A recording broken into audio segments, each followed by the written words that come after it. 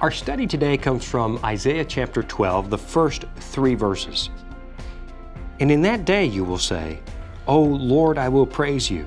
Though you were angry with me, your anger is turned away and you comfort me.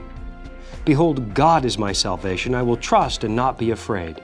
For Yah, the Lord, is my strength and my song. He also has become my salvation. Therefore, with joy you will draw water from the wells of salvation. When you read the Bible carefully, you make a remarkable discovery. God is not stingy with His grace. In the passage we just read, Isaiah compares finding the gift of salvation to drawing water from a well. To a 21st century Westerner, that sounds like a lot of work because we're so used to turning on the faucet and getting water delivered right to the house. But back in Isaiah's day, the imagery was unmistakable.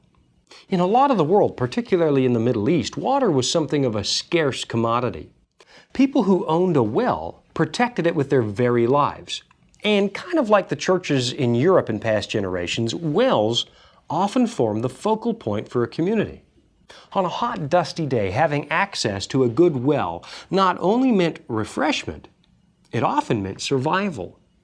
A lot of people spend their lives hoping that God is going to save them. They go to church, they pray before their meals, and they hope that somehow God is listening.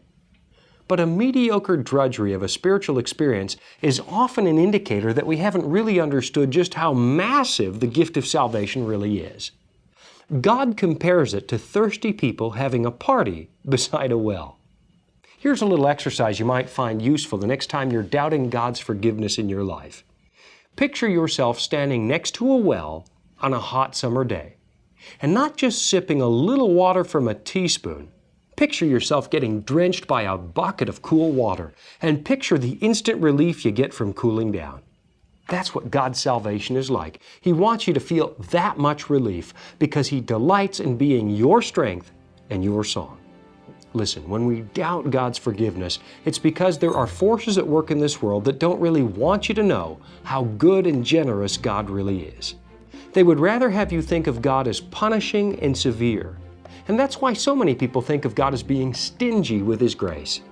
You know, it might not hurt to memorize today's reading, so you'll have it the next time you get discouraged. It'll kind of be like a portable bucket of cold, refreshing water, and it'll also be a better way to live.